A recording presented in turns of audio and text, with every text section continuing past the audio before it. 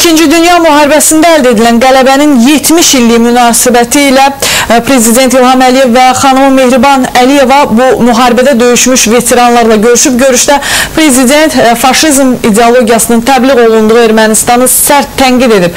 Müharibə Veteranları Təşkilatının yeni inzibati binasının açılışında ölkə başçısının etdiyi çıxışın təfərrüatları İlkin Kərimovun reportajında. Azərbaycan torpaqlarını işğal edən Ermənistanda faşizm ideologiyası üstün tutulur. Prezident İlham Əliyev müharibə veteranları qarşısında çıxışında söyləyib ki, Ermənistanda Hitler Almaniyasına xidmət edən ermənilərin qəhrəmanlaşdırılması yol verilməzdi.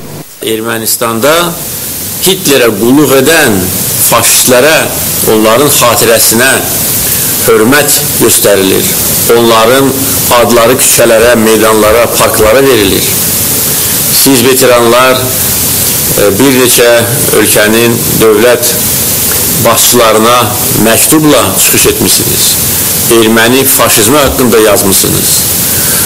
Ermənistanda faşistlərin qəhrəmanlaşdırılması haqqında yazmışsınız. Və mən bunu alqışlayıram.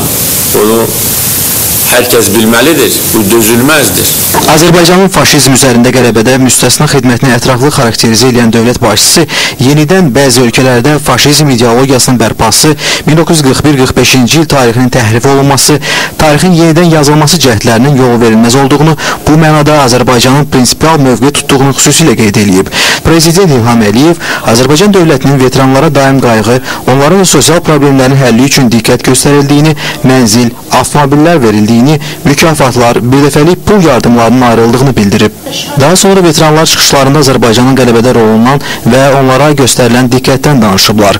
Müharibə, Əmək və Silahlı Qüvvələr Veteranları Təşkilatının sədri Dadaş Rzayev torpaqlarımızın erməni işğalından azad olması üçün Ali Baş Komandanın əmrinə daim hazır olduğunu bildirib və veteranlara göstərilən diqqət və qayğıya görə Prezident İlham Əliyeva Veteran Həmrəyliyi medalını təqdim edib.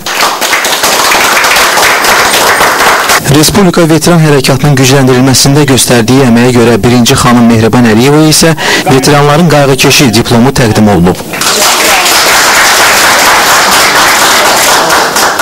Yeri gəlmişkən bugün Müharibə Əmək və Silahlı Qüvvələr Veteranları Təşkilatının yeni inzibati binasının açılışı olub.